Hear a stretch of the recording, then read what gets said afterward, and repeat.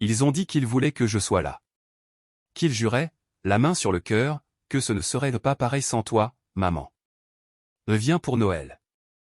Enfin, pour leur Noël, celui qu'ils faisaient en avance parce que, vous comprenez, après ils ont les enfants à gérer, les déplacements, la belle famille, les emplois du temps, la vie, blablabla. Alors j'y suis allé. J'ai emballé mon plat à tarte. J'ai mis mon cardigan. J'ai plié soigneusement ce qui me restait de douceur, au fond de ma valise, comme on range une nappe propre en se disant que ça va servir. Et puis j'ai attendu. J'étais à l'aéroport de Toulouse-Blagnac, sortie 3, sous le panneau arrivé, ma valise à roulettes à côté de moi, mon manteau plié sur le bras parce qu'il faisait chaud dedans. Les gens passaient avec des bouquets, des ballons, des enfants qui tenaient des pancartes écrites au feutre. Ça s'embrassait, ça pleurait, ça riait. Tout le monde était réclamé. Moi, j'avais l'air d'un colis oublié sur un quai. L'avion avait atterri il y avait 42 minutes. Je l'ai vérifié 2 fois. Et j'ai relu 3 fois le message de Mélina, ma belle-fille, on arrive. Les enfants ont trop hâte de te voir. Suivi d'un petit cœur. J'avais répondu, j'atterris à 15h10. J'ai hâte de vous serrer dans mes bras. Pas de réponse. Je n'ai pas mis mon manteau, parce qu'il faisait chaud dans le hall. Je ne me suis pas assise, parce que j'avais l'impression que si je m'asseyais, je reconnaissais officiellement que j'étais, quoi? En train d'attendre des gens qui ne viendraient pas? Je ne voulais pas avoir l'air d'une femme qu'on a oubliée. C'est bête, hein. Mais c'est une fierté de vieille femme. On s'accroche à ce qu'on peut. Et puis mon téléphone a vibré.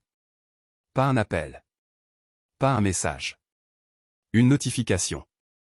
Mon cœur a accéléré quand même. Pas parce que je suis accro au réseau, je m'en fiche, mais parce que, parfois, ma famille poste des photos avant de se souvenir qu'ils ont une mère, une belle-mère, une grand-mère. Alors j'ai ouvert. Et je les ai vus. Tous. Grégory, mon fils, dans le pull bleu marine que je lui avais offert l'hiver dernier. Mélina, sourire large, bronzée comme toujours, parfaitement coiffée, l'air de ne jamais transpirer.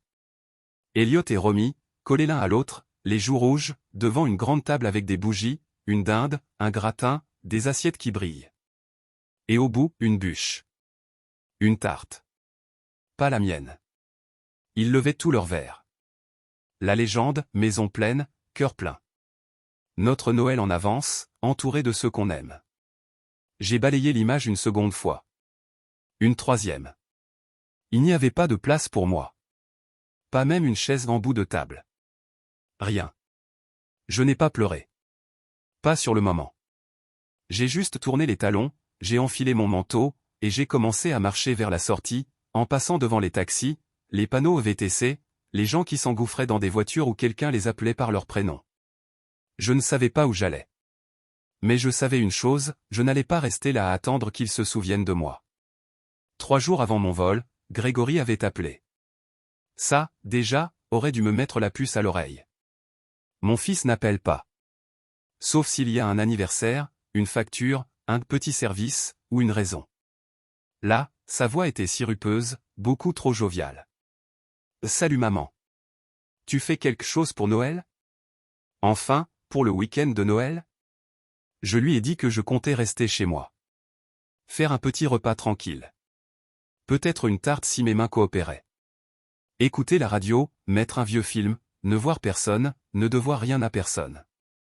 Rien de fancy, comme disent les jeunes. Juste moi et ma maison.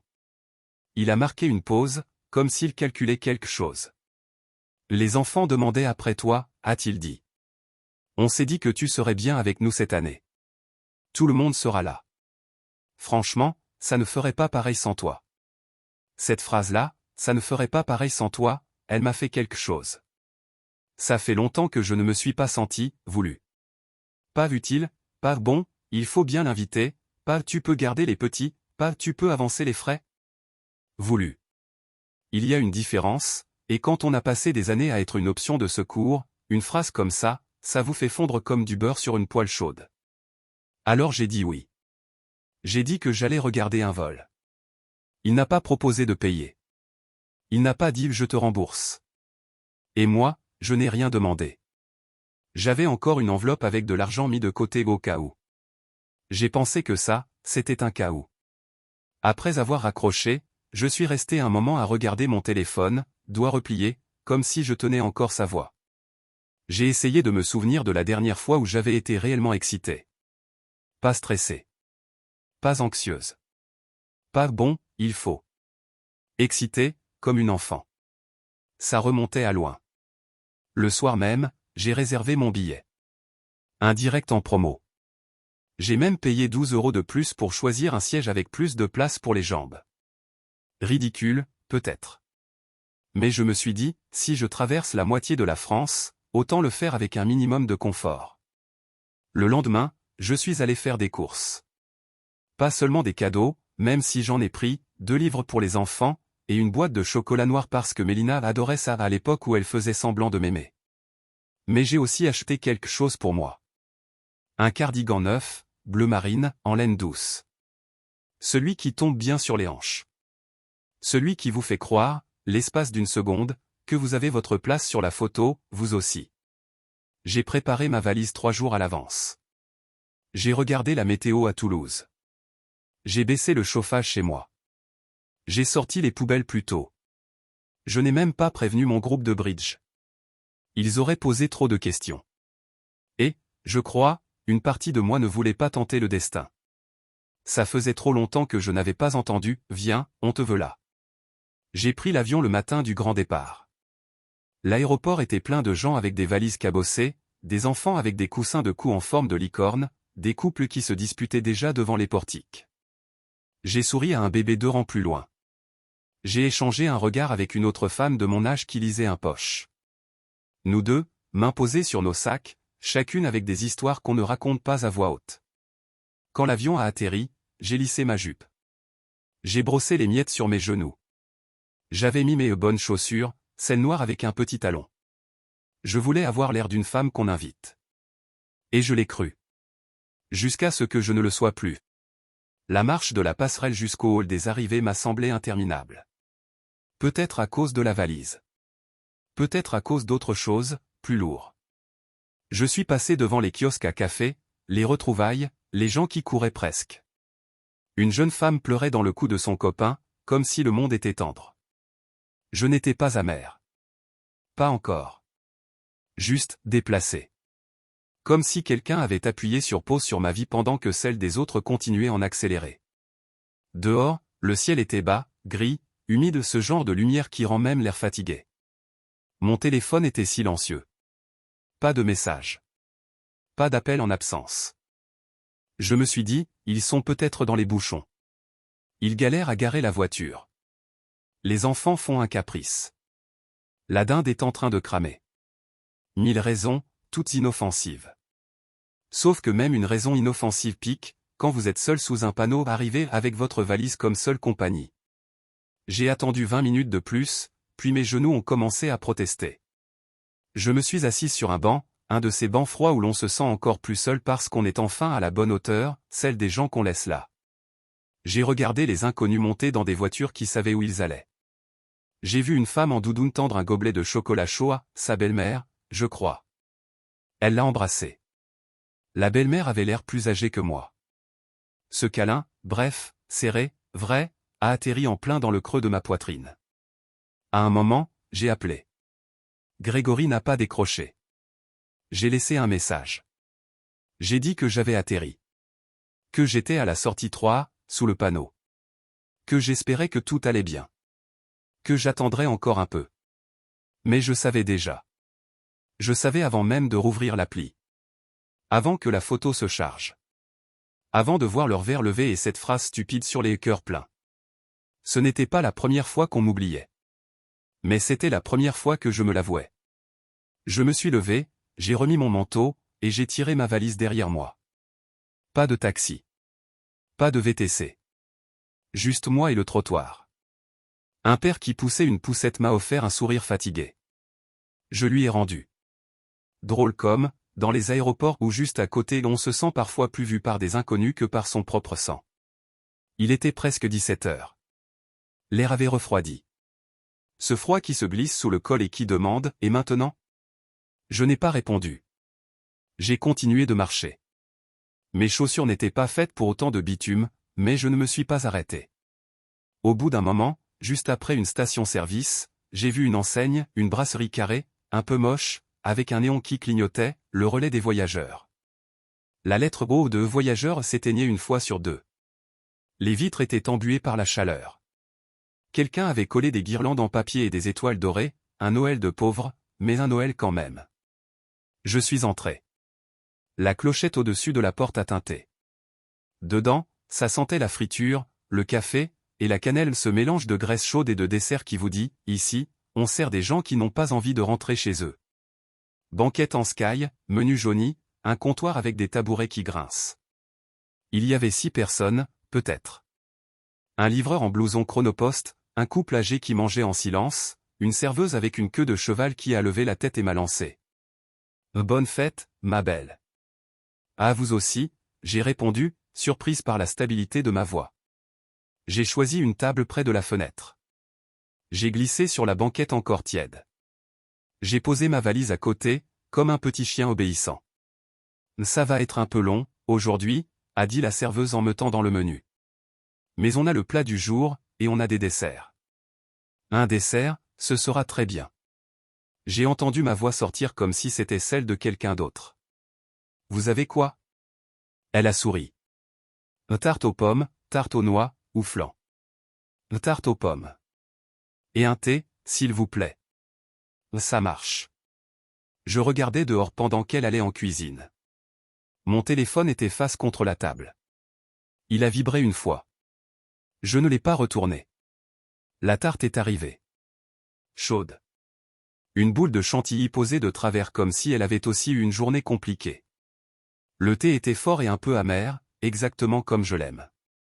J'ai pris une bouchée. Puis une autre. C'était la meilleure part de tarte que j'avais mangée depuis des années. Pas forcément parce qu'elle était exceptionnelle. Peut-être parce que, pour une fois, je ne l'avais pas faite pour quelqu'un d'autre.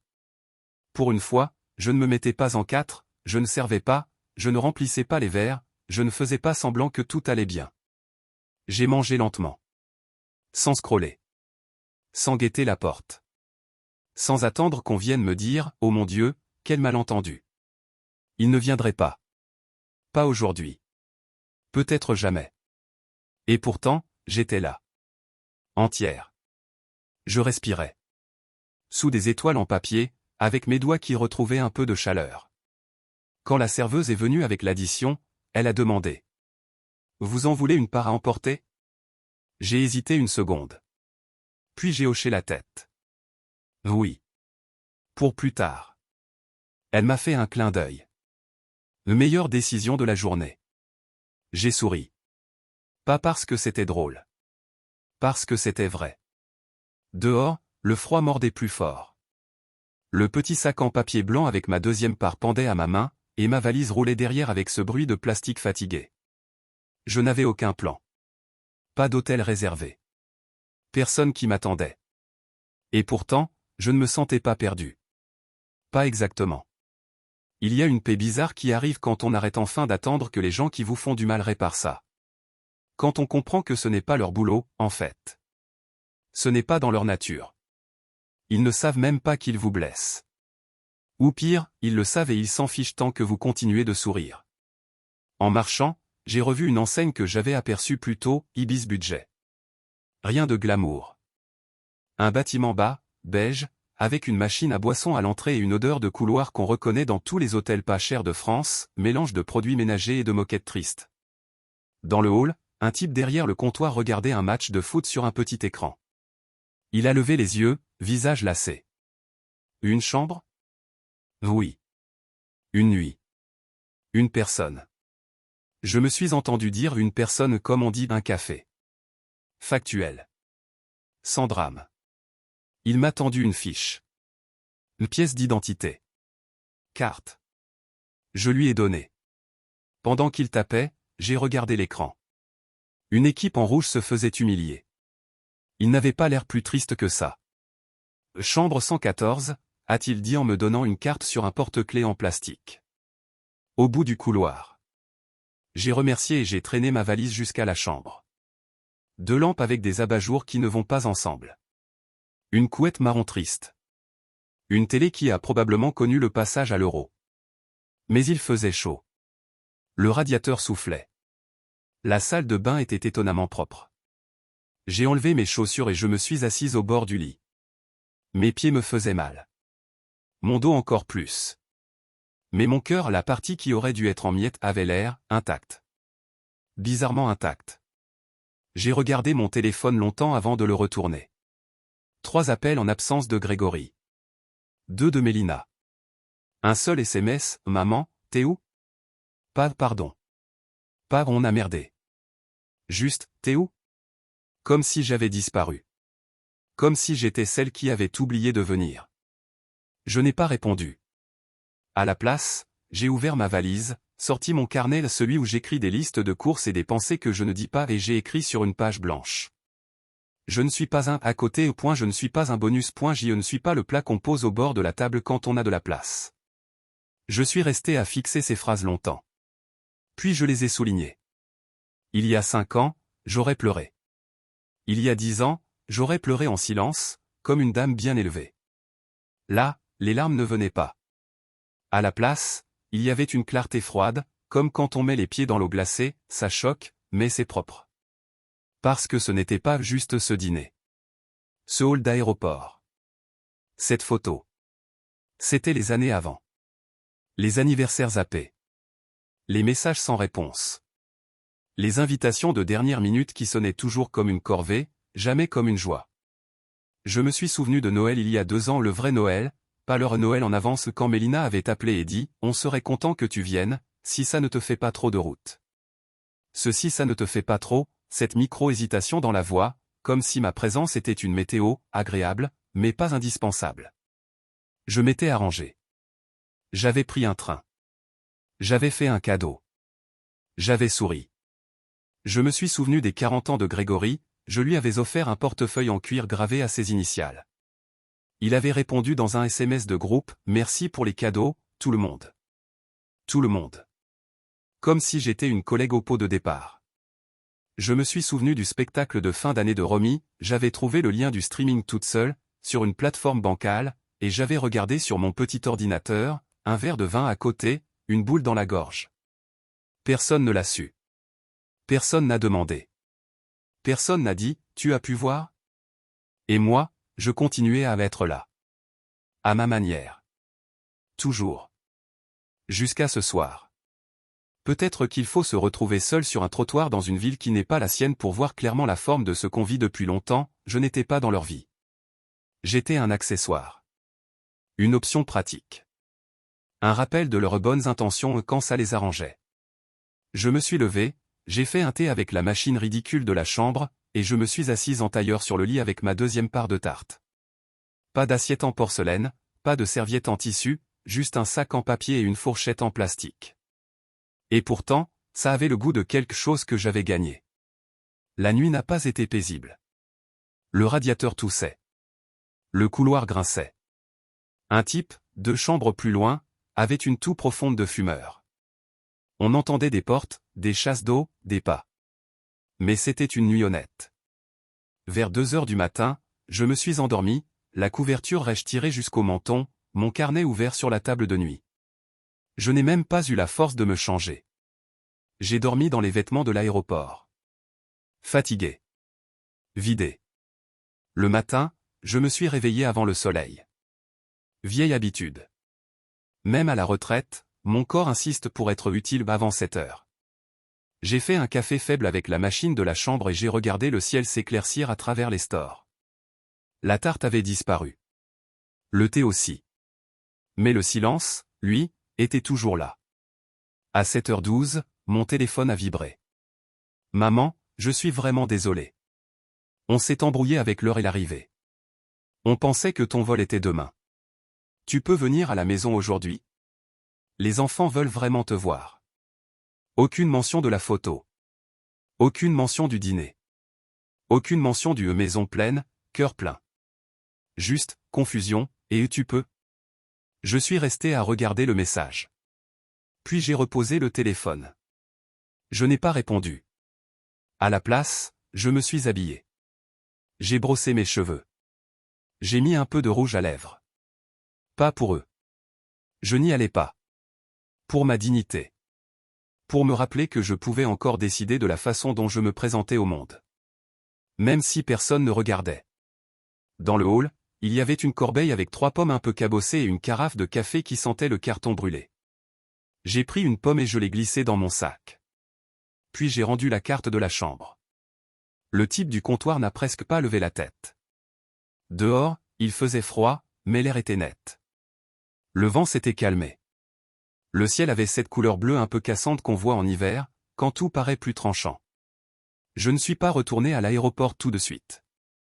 J'avais quelque chose à faire avant. À 10 minutes à pied, coincé entre une boulangerie industrielle et un magasin de téléphonie, il y avait une petite La Poste. Je suis entré, j'ai demandé une enveloppe et un stylo. « Vous vendez des timbres ?» ai-je demandé, bêtement. La guichetière a souri, jeune, vernis écaillé. « Bien sûr. J'en ai besoin pour Strasbourg, ai-je dit. Parce que c'est là qu'habite Emma. Emma, ma petite fille. La fille de Grégory, de son premier mariage. La seule qui m'appelait encore juste pour parler. Elle a 23 ans maintenant, en fin d'études à l'IFSI. Elle m'envoie des photos de son chat. Elle me dit quand elle a réussi un partiel. Elle m'a demandé, l'année dernière, ma recette de farce au marron comme à l'ancienne. Je n'ai pas hésité sur l'adresse. Je la connais par cœur, parce que quand on aime quelqu'un, on retient ce genre de choses sans faire exprès. Emma Martin 12 rue des Tilleuls 67200 Strasbourg. L'enveloppe est restée vide une seconde. Puis j'ai arraché une page de mon carnet et j'ai commencé à écrire. Emma, ma chérie, tu m'as dit un jour que j'étais ton endroit sûr. Je ne crois pas que tu réalises ce que ça a fait dans mon cœur. Ce week-end ne s'est pas passé comme prévu. J'ai traversé la France pour une table où je n'étais pas censé m'asseoir. Mais dans le silence, j'ai trouvé quelque chose, de la place pour me rappeler qui je suis, sans attendre que quelqu'un me le confirme. J'ai continué. Sans venin. Sans grand cinéma. Juste vrai. Quand j'ai scellé l'enveloppe, je me suis senti plus légère. À 10h35, j'ai réservé un billet pour rentrer chez moi. Même compagnie.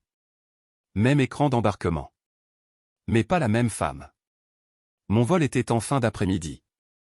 Alors je me suis posé dans un café pas loin du terminal, avec de grandes vitres et des viennoiseries trop chères. J'ai passé des heures là, un thé devant moi, un stylo à la main, à repasser dans ma tête des choses que j'avais avalées pendant trop longtemps. Je n'ai pas écrit à Grégory. Je n'ai pas appelé Mélina. Je ne leur ai pas dit où j'étais. Ils verraient bien. Ou pas. Franchement, à ce stade, je m'en fichais presque. Vers 16h, la lumière a changé. Ce moment doré qui rend même les parkings jolis. J'ai vu un petit garçon courir vers une voiture, son sac à dos qui rebondissait, et une grand-mère derrière, plus lente, mais souriante. Il s'est retourné, il l'a attendu, il lui a pris la main comme si c'était son encre.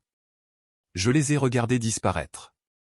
Et j'ai murmuré, pas fort, pas amer, juste net. Je méritais ça aussi.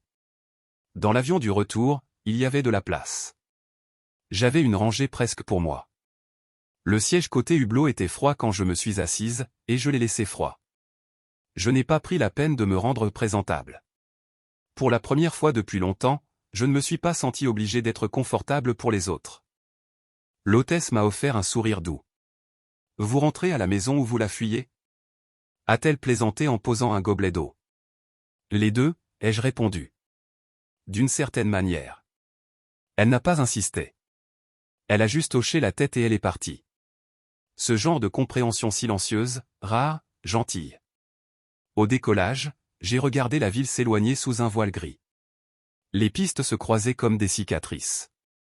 Je pensais que le chagrin allait revenir, comme une turbulence. Je l'attendais presque. Il n'est pas venu. Je ne ressentais pas la paix non plus. Pas encore. Mais je me sentais, immobile. Ancrée. Présente. À mi-vol, j'ai rallumé mon téléphone. Je me suis dit que je regardais juste l'heure. Évidemment, les notifications ont déferlé. 4 messages de Grégory. Un vocal. Maman, vraiment, je suis désolé. Rappelle-moi. Les enfants demandent où tu es. Mélina dit qu'elle pensait que tu savais qu'on avait fait le repas la veille. On peut parler? Je n'ai pas écouté le vocal. Je ne l'ai pas effacé non plus. Je l'ai laissé là. À attendre. Comme moi j'avais attendu. Puis j'ai éteint le téléphone. Quand j'ai atterri, il faisait déjà nuit. Ma petite ville de Lorraine brillait d'une manière familière, calme, comme si rien n'avait bougé. La navette du parking était conduite par un vieux monsieur avec des yeux malicieux. Il m'a demandé si je revenais d'un week-end en famille. J'ai souri et j'ai dit. Pas exactement. Chez moi, la lumière du Porsche était restée allumée. Habitude idiote. Comme si je devais rentrer heureux et heureuse, comme dans les films. À la place, je suis entré avec des morceaux de moi dans mon sac, et une tête plus claire que depuis des années. Ma maison sentait la lavande et le bois. Le radiateur a claqué, réconfortant. J'ai posé ma valise, accroché mon manteau. J'ai bougé lentement, pas à cause de l'âge, à cause de l'intention. Je me suis fait une tisane et je me suis assise à la table de la cuisine. La même table où j'avais organisé tant de repas. Où Grégory avait renversé une saucière à Noël. Où Emma avait découpé des flocons dans des serviettes. Où Mélina avait souvent été, là, physiquement, avec son téléphone plus présent que son regard. J'ai regardé la pièce comme si je rencontrais encore ma propre vie. Puis j'ai ouvert le tiroir à côté du frigo. Celui des dossiers. Celui étiqueté Grégory, Emma, notaire. J'ai pris le dossier de Grégory. Épais. Relevé, copie de chèque, impression de virement, facture de garage quand sa boîte de vitesse l'avait lâché, une caution solidaire que j'avais signée en 2010, des captures d'écran d'un je te rembourse quand la prime tombe, un acompte pour une école privée parce que la carte scolaire, tu comprends. Ils n'ont jamais remboursé. J'ai tourné les pages doucement, comme on touche des bleus. Pas avec colère. Avec lucidité. Puis j'ai pris le dossier plus fin, celui d'Emma. Carte d'anniversaire. Photo envoyée par courrier. Faire part de diplôme. Petits mots écrits au stylo gel avec des cœurs ridicules. Un merci pour l'avoir aidé à payer des frais d'inscription. Une carte postale, tu me manques. Strasbourg est froid mais beau. J'ai reposé les deux dossiers. Et j'ai sorti mon carnet. Cette fois, je n'ai pas écrit des émotions. J'ai écrit un plan. Le lendemain matin, j'étais à la banque avant l'ouverture. Il y avait une fine gelée sur les marches. Ça glissait. Mais j'ai monté, doucement, avec mes vieilles bottes et mon cardigan bleu marine, celui que j'avais acheté en pensant je vais faire partie du tableau. À l'accueil, un jeune conseiller m'a salué avec cette politesse un peu condescendante qu'on réserve aux dames âgées. Bonjour madame. Irène. Qu'est-ce qu'on peut faire pour vous? Je voudrais voir quelqu'un pour mes comptes. Tous. Quelques minutes plus tard, j'étais dans un bureau vitré qui sentait l'encre et le café. Ma conseillère, Nathalie, tailleur impeccable, sourire de catalogue. Qu'est-ce qui vous amène? Je veux arrêter tous les virements automatiques. Dès aujourd'hui. Elle a cligné des yeux. Tous? Tous. Elle a tapé sur son clavier, sourcils qui montaient au fur et à mesure. Vous avez plusieurs virements réguliers vers des membres de votre famille, des prélèvements pour une assurance auto, des aides pour des frais de scolarité, et aussi des dons associatifs. Les dons associatifs, on les laisse, ai-je dit. Le reste, on stoppe. Silence. Vous voulez en parler? A-t-elle demandé, avec une douceur calibrée. Je l'ai regardé. Vraiment regardé. Non, ai-je dit. J'ai passé trop d'années à m'expliquer. Et, à sa décharge, elle n'a pas insisté. Pendant qu'elle travaillait, je regardais dehors. Une mère qui attachait son enfant dans un siège auto. Un monsieur avec un déambulateur. Un camion de livraison qui tournait au ralenti. C'est fait, a-t-elle dit enfin. Tout est suspendu. Si vous voulez, on peut faire les démarches pour annuler définitivement certains bénéficiaires de virements. On va le faire. Elle a hésité. Et, vous avez une procuration sur vos comptes. Grégory Weber, vous souhaitez toujours qu'il ait accès? Mon pouls n'a pas accéléré. Au contraire, il a ralenti. Non, ai-je dit. On la révoque. Elle a imprimé le document. J'ai signé sans trembler. En sortant de la banque, la gelée avait fondu. Je ne me suis pas pressé. Je me suis arrêté à la boulangerie. J'ai acheté un petit pain tout chaud. Et je suis rentré en prenant le chemin long. Ce n'était pas punir Grégory. Pas vraiment. C'était tracer une ligne que je n'avais jamais tracée. Comprendre que l'amour ne pousse pas uniquement avec le sacrifice. Il faut de la lumière. Il faut de la vérité. De retour à la maison, j'ai sorti mon plat à tarte de l'évier, je l'ai lavé doucement, et je l'ai rangé. Peut-être qu'un jour je referai une tarte. Peut-être pas. Mais je n'en ferai plus pour des gens qui me laissent sous un panneau arrivé. L'après-midi, j'ai appelé mon notaire. Maître Altman s'occupait de mes papiers depuis des décennies. Il avait géré l'achat de la maison, la succession de mon mari, un vieux testament que j'avais fait de par précaution. Sa voix était chaleureuse, prudente. « Madame Weber, qu'est-ce que je peux faire pour vous ? Je veux modifier mes dispositions. Et je veux protéger Emma. » Il n'a pas demandé pourquoi. Les notaires voient toutes les versions de la déception familiale. On a fixé un rendez-vous le lendemain. Quand j'ai raccroché, je n'ai pas ressenti de triomphe. Pas de victoire. Juste une clarté. Le soir, je me suis assise sur le porche avec une couverture sur les épaules et une tisane refroidie sur la rambarde. Un voisin a fait un signe de la main. Un autre a regardé ailleurs. La rue était calme. Je ne me sentais pas guéri. Je me sentais stable. Comme si j'avais enfin arrêté de frapper à une porte qui ne s'ouvrirait jamais. Le lendemain matin, ciel bas, gris pâle, cette couleur d'hiver qui enveloppe les maisons comme une gaze. Je me suis habillé lentement. Pas par fatigue. Par respect de ce que j'étais en train de faire. À 9h pile, j'étais dans l'étude de Maître Altman. Un bâtiment à 2 étages, volets verts, odeur de papier ancien et de cire. Les mêmes photos encadrées qu'il y a 20 ans. Son chien en bonnet de Noël sur un calendrier. Les petites traditions de province.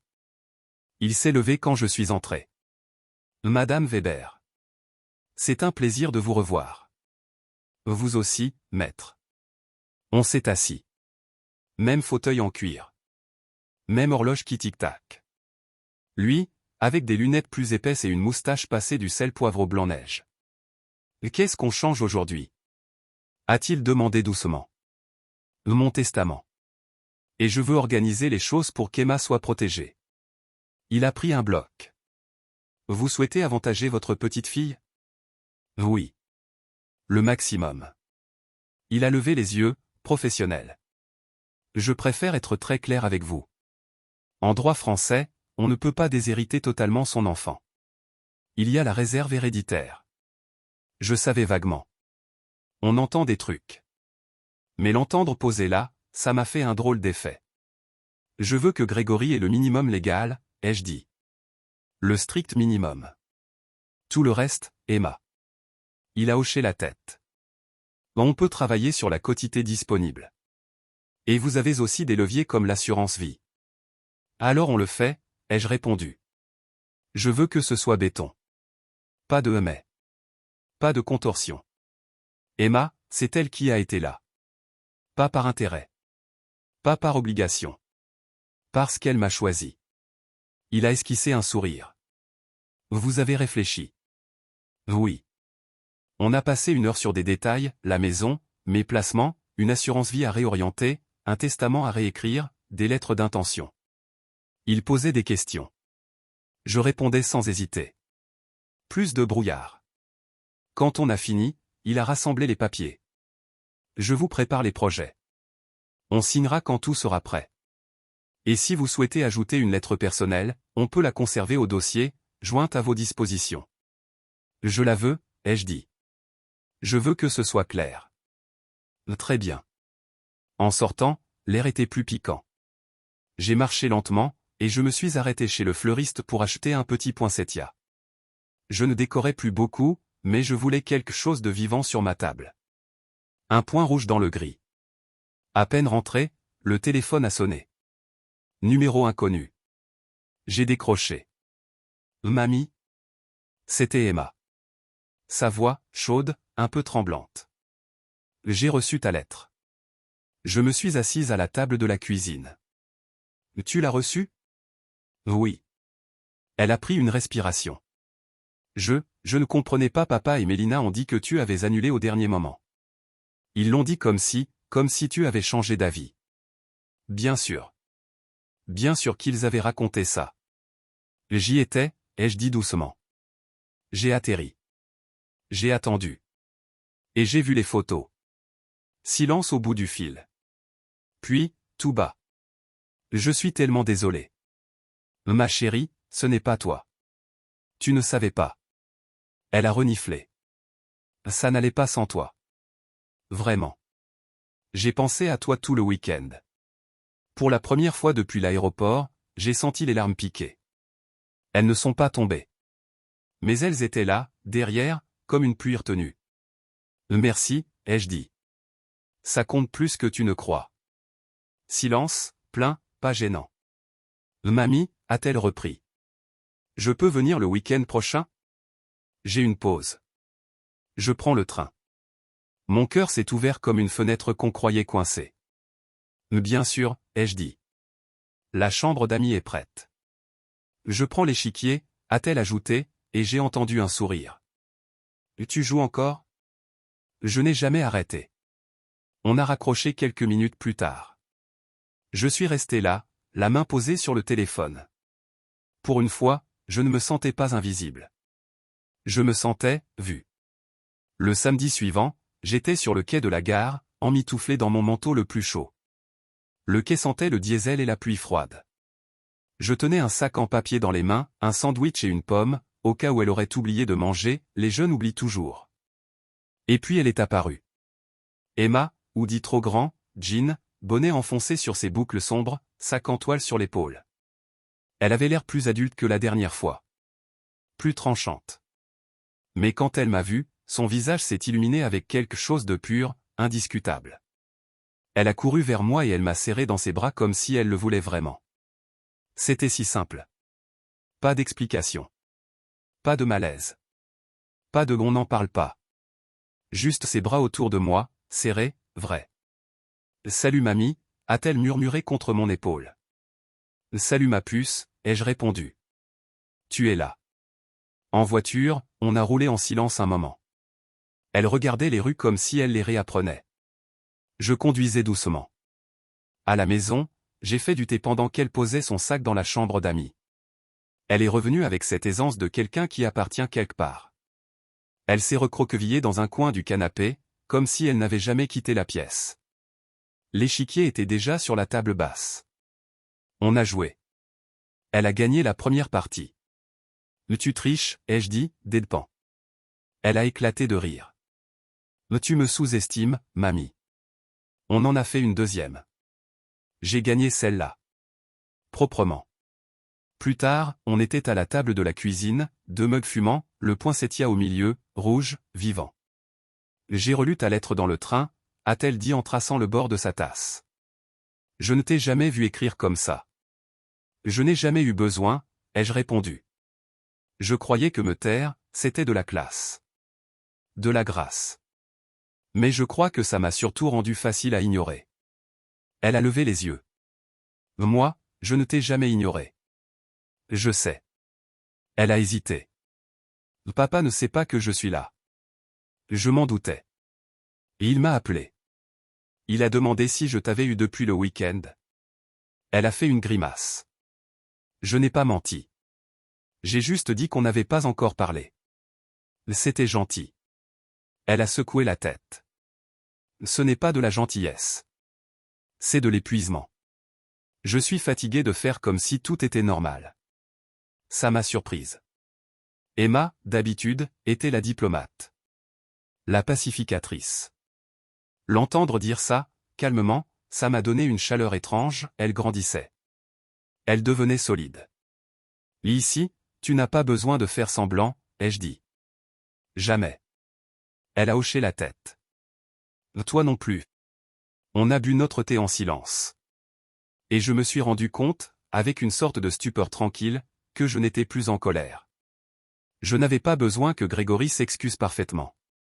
Ni que Mélina comprenne. Ni qu'ils inventent encore une histoire pour se donner le beau rôle. Je n'avais pas besoin d'une invitation de rattrapage. J'avais ça. Ma maison. Montez. Ma petite fille. Et moi. Le soir, Emma a proposé de faire à manger. Elle a cuisiné des pâtes à l'ail et aux épinards. J'ai râpé du parmesan. On a parlé de tout et de rien.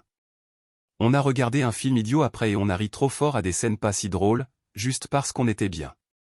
Avant d'aller se coucher, elle s'est assise à côté de moi sur le canapé. Mamie, je ne veux pas te perdre. Je l'ai regardée. Je ne peux pas promettre pour toujours, ai-je dit doucement. Mais je ne vais nulle part, là. Elle a souri. Elle m'a serré dans ses bras une deuxième fois, plus doucement, mais tout aussi vrai. Quand elle s'est endormie, je suis resté dans le salon, l'horloge faisant tic-tac comme un métronome lent. J'ai regardé les photos sur la cheminée. Certains cadres étaient vides. Certaines têtes avaient disparu de ma vie. Mais une photo était là, intacte, moi, tenant Emma bébé. Cheveux plus foncés. Visage plus rond. Et mes mains autour d'elle, fermes, comme maintenant. Je l'ai regardée longtemps. Puis j'ai éteint la lumière et je suis allé me coucher. Emma est repartie le dimanche après-midi. On a traîné un peu sur le porche avant son train. Je lui ai donné une boîte avec des restes de pâtes, une écharpe tricotée l'hiver dernier, et cette sorte d'amour silencieux qu'on n'a pas besoin de justifier. Elle a embrassé ma joue. Je t'appelle mardi, a-t-elle promis. Puis elle est partie. Un petit signe derrière la vitre du train, sa respiration qui faisait de la buée. Je suis resté là jusqu'à ce que le train disparaisse. Quand je suis rentré, la maison était plus silencieuse, mais pas d'une façon triste. Un silence après, pas un silence vide. Je suis passé dans les pièces, lentement, à ramasser des mugs, à plier la couverture du canapé, à ranger l'échiquier. Dans la cuisine, j'ai rouvert le tiroir. Les dossiers étaient là. Celui de Grégory, toujours épais. Celui d'Emma, toujours léger. Mais ce n'était plus seulement eux. C'était moi. J'ai pris un bloc jaune, et j'ai commencé à lister tout ce que j'avais payé en 15 ans. Pas seulement l'argent donné directement, mais les choses couvrées sans bruit, réparation, franchise médicale, frais d'avocat quand il a divorcé, une avance pour une voiture, des courses quand Mélina n'avait pas le temps, des chèques pour des kermesses où on m'avait fait culpabiliser parce que ça aide l'école. Ligne après ligne. 4 pages. Et en voyant les chiffres, j'ai compris, je ne m'étais pas vue comme généreuse. Je m'étais vue comme fiable. Utile. La mère qui aide. Celle qui comble les trous. En échange, on me donnait de la politesse. Des anniversaires tièdes. Des sourires fatigués. Une chaise près du porte-manteau quand il n'y a plus de place. Je n'étais pas en colère. J'étais fini. À 15h17, mon téléphone a sonné. Grégory. Je n'ai pas décroché. Une minute plus tard, un vocal. Puis un SMS, salut maman. Juste pour prendre des nouvelles. J'espère que ça va. Dis-moi quand tu peux parler. Aucune urgence. Aucun détail. Comme si rien ne s'était passé. Comme s'il ne m'avait pas laissé sous un panneau arriver pendant qu'il coupait la dinde et posait pour la photo. J'ai supprimé le vocal sans l'écouter. Le SMS, je l'ai laissé en non lu. Le soir, j'ai allumé une bougie. Pas pour une occasion. Pour la lumière tranquille sur le plan de travail. Pour la sensation que la maison m'appartenait. Je me suis servi un verre de bon vin, une bouteille que je gardais pour un vrai moment. J'ai mis un seul couvert. J'ai réchauffé un bol de soupe. Et je me suis assise. Pas pour attendre. Pas pour espérer. Dans ma propre vie. Plus tard, avant de dormir, j'ai ouvert ma boîte mail, dossier voyage. Le reçu du billet. Aller-retour effectué. Je me l'ai transféré à moi-même, et j'ai écrit en objet, preuve d'aller et retour. Pas pour les envoyer à qui que ce soit. Pour moi. Le lendemain matin, j'ai rappelé Maître Altman. J'ai réfléchi, lui ai-je dit. Je veux ajouter quelque chose. Une lettre personnelle, jointe au dossier. Pas juridique. Une lettre de vérité. C'est possible, a-t-il dit. Ça ne change pas le droit, mais ça explique votre intention. Parfait. Alors je l'écris. Je me suis assise et j'ai commencé.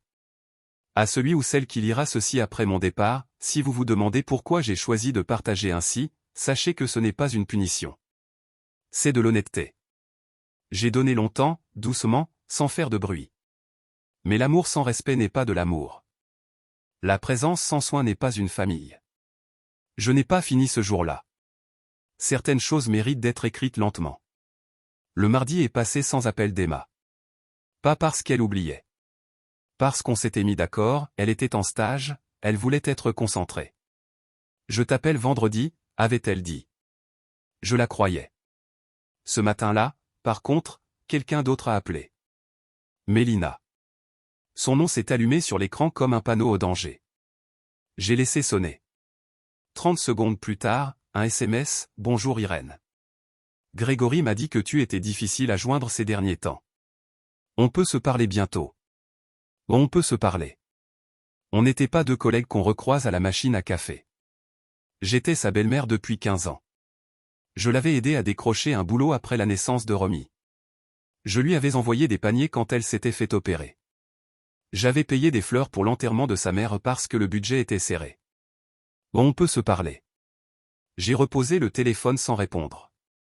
Plus tard, Grégory a écrit « Maman. Mélina a essayé de t'appeler. On commence à s'inquiéter. Tu peux juste nous dire que tu vas bien ?» L'ironie. Ils m'ont laissé à l'aéroport, mais maintenant ils s'inquiètent. Pas quand j'avais froid. Pas quand je marchais avec mes chaussures de ville. Pas quand ils ont posté maison pleine sans moi. Mais quand mon silence leur revenait en écho, là, soudain, panique. Le silence est puissant. Il rend nerveux ceux qui sont habitués à votre bruit, vos oui, vos cadeaux, vos virements, vos efforts. J'ai éteint mon téléphone pour la journée. Le soir, je suis monté au grenier chercher un vieux carnet de recettes qu'Emma m'avait demandé, celui avec mon crumble aux pommes griffonnées dans la marge. Je n'étais pas monté là-haut depuis des années. Ça sentait la poussière et le sapin sec. Dans un carton en 1990 à 2005, j'ai trouvé le carnet. Et dessous, des lettres. Des cartes de Grégory ado. Des dessins d'Emma petite. Des mots d'amis partis loin. Une photo de mon mari en costume du dimanche, tenant une tarte comme un trophée. Je me suis assise par terre, jambes croisées, avec le passé sur les genoux. Je me suis rappelé Grégory petit. Quand il voulait dormir la tête contre ma poitrine parce que ton cœur fait plus de bruit que la pluie. Quand il pleurait si je partais au travail. Quand je lui ai appris à faire ses lacets avec 2 boucles parce que ça lui semblait plus logique. Je l'avais aimé si fort. Peut-être que je l'aimais encore. Mais l'amour n'excuse pas la négligence. Et le pardon ne veut pas dire retour à la normale. Pas toujours. J'ai rangé les lettres soigneusement. Et cette nuit-là, j'ai repris mon carnet et j'ai ajouté 2 lignes à ma lettre. Je ne voulais pas que mon dernier geste soit poli. Je voulais qu'il soit clair. Emma, tu m'as vu non par devoir, non pour ce que je te donnais, mais parce que tu l'as choisi. C'est ça, une famille, le choix, le respect, la vérité. Le lendemain, je suis allé à la mairie faire légaliser ma signature sur une copie de la lettre, comme Maître Altman me l'avait conseillé pour que ça ait une date certaine, un truc propre, administratif, français jusqu'au bout. Un employé m'a guidé, sans poser de questions. Il a vu mon dossier, il a vu mes mains, et il a fait son boulot. Les administrations ont parfois cette neutralité qui fait du bien, personne ne joue la comédie, personne ne vous manipule, on tamponne et on avance. En sortant, je suis passé au supermarché. J'ai pris du lait, des oranges, et un bouquet de lilas en promo. Oui, en décembre, les supermarchés font n'importe quoi, mais je m'en foutais. Des achats de quelqu'un dont la vie recommence à être stable. En rentrant, j'ai mis les fleurs dans un vase ébréché près de l'évier. L'odeur s'est répandue doucement. Mon téléphone a vibré. Grégory encore, maman, il faut qu'on parle. Tu réponds pas et ça empire. Je comprends pas ce qui se passe, mais on s'inquiète. S'il te plaît, rappelle-moi. Un message plus long que d'habitude. La panique qui pointe. Mais toujours pas de pardon. Pas de honte à laisser tomber. Juste l'inconfort de mon absence. Il n'était pas désolé de m'avoir oublié. Il était désolé que j'arrête de combler le vide. Je me suis assise, j'ai fixé l'écran, puis j'ai éteint le téléphone. L'après-midi, j'ai repris les dossiers, Grégory, Emma, le dossier du notaire. Je les ai mis dans mon coffre ignifuge sous le lit. Pas parce que je cachais quelque chose. Parce que j'avais fini. Fini d'expliquer. Fini de demander. Fini d'attendre. Le soir, j'ai fait une soupe de lentilles, carottes, ail. Mes mains savaient encore doser sans mesurer. J'ai cuisiné pour une personne. Pas pour l'absence. J'ai mis la table, non pas en deuil, mais en rituel. En respect. Pour moi. La soupe était bonne. Plus tard, sur le porche, enveloppé dans un châle, l'air juste assez froid pour sentir que quelque chose change, je me suis rappelé un moment que je n'avais pas pensé depuis longtemps. Grégory avait 10 ans. Il était rentré de l'école avec la lèvre fendue et de la boue sur le pantalon. Un garçon l'avait poussé dans la cour. Il n'avait pas pleuré. Il se lavait les mains au lavabo en disant « c'est rien ». Je m'étais accroupi à côté de lui et j'avais dit « tu as le droit d'avoir mal. Ça ne fait pas de toi quelqu'un de faible. » J'aurais aimé qu'on me le dise à moi. Parce que j'avais eu mal, doucement, régulièrement, pendant des années. Et j'avais laissé faire parce que je croyais que l'endurance était une vertu. Ce n'en est pas toujours une. Parfois, c'est juste un retard. Parfois, c'est le prix du silence. Vendredi en fin d'après-midi, on a frappé à la porte. 3 coulants. Pas le facteur. Pas un voisin. Un coup qui porte de l'hésitation. J'ai ouvert. Mélina. Cheveux trop parfaits, comme si elle s'était coiffée dans la voiture. Talons trop fins pour mon trottoir. Un sac cabas sur l'épaule. Et cette expression calibrée, moitié inquiétude, moitié performance. Irène, a-t-elle dit, voix presque tendre. On peut parler ? Je n'ai pas répondu tout de suite. Je me suis juste écarté pour la laisser entrer. Elle a balayé la maison du regard, comme si elle cherchait de la poussière, un signe de déclin, quelque chose qui lui permettrait de dire « Ah voilà, elle ne va pas bien ». La maison était la même. Mais l'air avait changé. Je le savais. Je crois qu'elle l'a senti aussi. Je l'ai menée au salon. Elle ne s'est pas assise avant moi. Elle a posé son sac avec soin, mains croisées sur les genoux. « Je sais que tu es contrarié », a-t-elle commencé, ton lisse, déjà prêt. Et je veux juste dire que tout ça est un énorme malentendu. Je l'ai regardé, sans jouer. Ah. Grégory pensait que ton vol était vendredi. C'est ce qu'il m'a dit. On n'a pas réalisé que tu étais déjà arrivé. Et la photo ? Ai-je demandé. Elle a cligné des yeux. Et quelle photo ?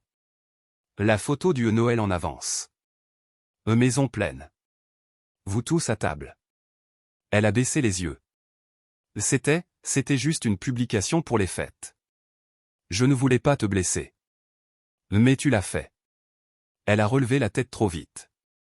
Oui, d'accord, mais je pense qu'il faut avancer maintenant. Les enfants te manquent. Grégory t'appelle. On est tous inquiets. Et toi, tu nous fermes la porte. J'ai expiré doucement. Non, ai-je dit. J'ai juste arrêté de remplir le silence à votre place. C'est différent. Sa bouche s'est pincée. Je suis venu parce qu'on veut arranger les choses. Je l'ai regardé. Vraiment. Le maquillage soigneux. L'impatience dans la posture. L'évitement qu'elle portait comme un parfum.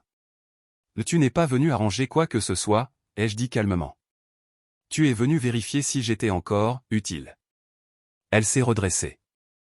C'est injuste. C'est vrai. Elle a jeté un coup d'œil vers le couloir, comme si Grégory allait surgir pour la sauver de cette conversation. J'ai assez donné, ai-je continué.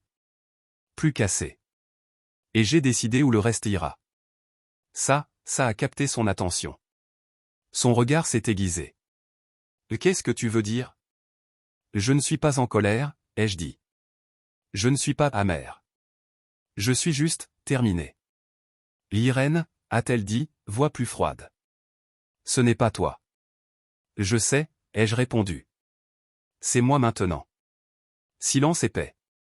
Grégory sait que tu as fait des changements ? A-t-elle demandé. J'imagine qu'il commence à s'en douter. Elle a avalé sa salive. Et, la maison ? Tes comptes ? Je n'ai pas répondu. Le silence a fait le travail. Elle s'est levée, a attrapé son sac. Bon, a-t-elle dit, ton sec. Je suis désolé que tu le prennes comme ça. J'ai souri, léger. Non. Tu es désolé que j'arrête d'accepter moins que ce que je mérite. Elle n'a rien répondu. Elle a marché jusqu'à la porte. Sur le seuil, elle a hésité. Grégory est vraiment inquiet. Il devrait l'être, ai-je dit. Pas parce que je suis parti. Parce que je ne reviens pas à l'ancien rôle. La porte s'est refermée avec un petit clic doux. Je suis resté un moment, main sur la poignée. Puis je suis retourné à la cuisine. J'ai fini de plier les serviettes. J'ai allumé une bougie. Je me suis fait un thé. Le téléphone a sonné une fois ce soir-là. Grégory. Je l'ai laissé sonner. Pas par cruauté. Parce que, enfin, le silence m'appartenait. Le samedi a été calme. Je me suis réveillé tôt, pas parce que je devais, parce que mon corps retrouvait un rythme qui n'était plus gouverné par l'attente et la pression. Le ciel était pâle. Un matin qui ne promet rien, qui ne demande rien. Je me suis assise sur le porche avec mon thé, sous le plaid délavé que je laisse sur la chaise en osier. La vapeur montait lentement. Au loin, un enfant a crié. Une planche à roulettes a fait un bruit sec sur le bitume. L'hiver tenait encore. Mais pas pour longtemps. Je repensais à la visite de Mélina. Pas avec regret. Pas avec colère. Avec une curiosité distante, comme si je regardais quelqu'un d'autre se rappeler une scène qu'elle n'avait jamais vraiment vécue. Elle n'était pas venue pour la paix. Elle était venue pour le contrôle. Et, pour la première fois depuis longtemps, je ne l'avais pas donné. C'était ça, la victoire. Pas gagner. Pas avoir raison. Rester ancré. Ne plus jouer la grâce pour que d'autres soient à l'aise. L'après-midi, Emma a appelé. « Salut mamie. Je suis en pause, je voulais prendre de tes nouvelles. Comment s'est passée ta semaine ?» Agité, ai-je dit en souriant, mais stable. Elle a entendu. Il s'est passé quelque chose. Mélina est passée. Ah. Elle a soufflé. Ils veulent m'arranger ? Non. Je suis désolé. Ne sois pas. Je ne suis ni surprise, ni ébranlée. Il y a eu un petit silence. Puis elle a dit, doucement. Tu sonnes différente. Plus forte. J'ai regardé mes mains autour de ma tasse. Je crois que je le suis. On a parlé de son stage, d'un travail qu'elle devait rendre, de son chat qui avait renversé une lampe. Les choses simples. Les choses qui font une vraie vie. Quand on a raccroché, je n'ai pas senti ce vieux creux d'absence. Je me sentais reliée. Présente. Pleine, mais pas de dinde. De moi. Le soir, j'ai ressorti mon carnet. J'ai fait une liste. Chose que je ne dois plus, des explications point des secondes chances à ceux qui gâchent la première point des excuses pour exister point une place à une table qui ne fait pas de place point le bruit. Les efforts. Les gouilles automatiques. Et à côté. Chose que j'ai encore, mon nom.map.ma maison.ma tête. La voix d'Emma qui dit plus forte. J'ai arraché la page, je l'ai pliée, et je l'ai scotché à l'intérieur de la porte du placard sous l'évier là où je range les gants et les éponges. Un endroit bizarre pour la force. Mais réel. Ce soir-là, j'ai mis la table pour une personne.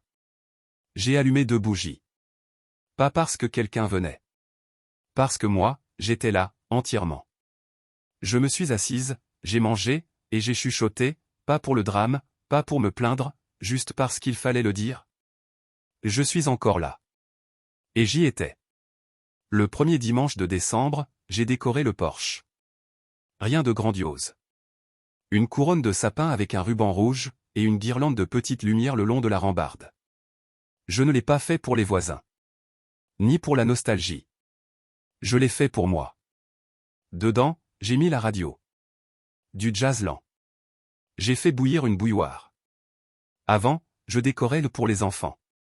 Les chaussettes avec leurs prénoms, les biscuits en forme d'étoile, l'ange en feutrine qu'Emma avait fait à la maternelle. Cette année, pas de chaussettes. Pas de chaise en plus. Pas d'attente. Cette année, j'ai allumé le feu tôt et j'ai préparé mon thé. Et quand le soleil a disparu derrière les maisons, le téléphone a sonné. Grégory. J'ai décroché. Maman ? Sa voix était plus fine que dans mes souvenirs. Je suis là, ai-je dit. Calme. Il y a eu une pause. Je pensais pas que tu décrocherais. Je sais.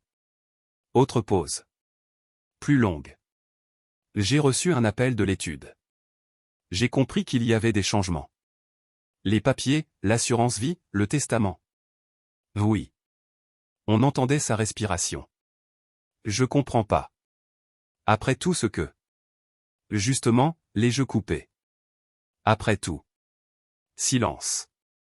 Tu parles de l'argent? A-t-il fini par dire. Je parle du schéma, ai-je répondu. Les oublis. Les anniversaires. Les appels tardifs. L'aéroport. La photo. Le maison pleine sans moi. C'était pas volontaire.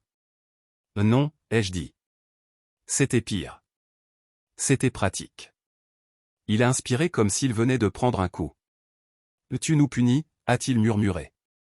Et ça sonnait moins comme une accusation que comme un espoir, celui que je dise mais non, que je le rassure, que je revienne au rôle. Je n'ai pas.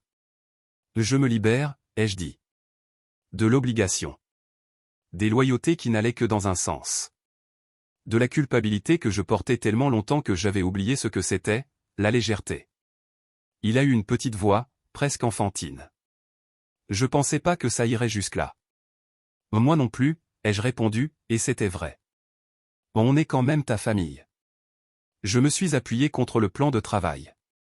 Non, Grégory. J'étais votre famille. Vous n'êtes plus la mienne depuis longtemps. On a raccroché comme ça. Pas de cri. Pas de réconciliation. Juste une vérité dite assez doucement pour résonner longtemps. Le lendemain, j'ai envoyé un petit colis à Emma. Dedans, une paire de boucles d'oreilles en argent que j'avais achetées il y a des années en pensant les offrir à Romy pour ses 16 ans. J'avais imaginé une scène, elle devant un miroir, émue, souriante. La réalité, c'est que mes cadeaux finissaient souvent au fond d'un tiroir. Ou disparaissaient. Alors j'ai mis ces boucles d'oreilles pour Emma. Et une copie des papiers que Maître Altman m'avait préparés, avec une note. Elles sont à toi. Pas parce que tu as demandé. Parce que tu es venu. Porte-les quand tu doutes. Ici, tu n'es jamais invisible. Elle a appelé 3 jours plus tard, en pleurant et en riant à la fois. Mamie, je sais même pas quoi dire.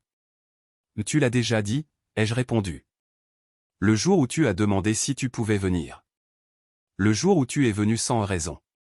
Ce soir-là, j'ai allumé le feu et je me suis assise dans sa chaleur. Dehors, la rue était silencieuse. Une fine neige commençait à tomber, lente, propre, comme si le ciel décidait de tout recouvrir sans jugement. Je repensais à tous les Noëls d'avant. Ceux où je cuisinais en ayant mal. Ceux où je me taisais. Ceux où j'étais invité comme une idée de dernière minute. Et puis à celui-là. Celui que je m'étais donné. Pas de grande table. Pas de belle nappe. Pas de encore une part, dit par quelqu'un qui me regarde à peine. Juste une marche. Une brasserie. Une part de tarte. Un hôtel moche.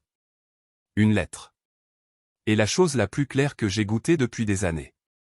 Pas l'amertume. La liberté. Et si vous lisez ça en vous reconnaissant un peu, si vous avez déjà attendu quelqu'un qui oublie de vous attendre, écoutez bien. Vous pouvez arrêter. Vous pouvez allumer une bougie pour vous. Vous pouvez vous acheter votre fichue part de tarte. Et vous pouvez recommencer, là, maintenant. Votre silence a de la valeur. Votre place vous appartient. Et vous n'avez pas besoin d'autorisation pour la garder.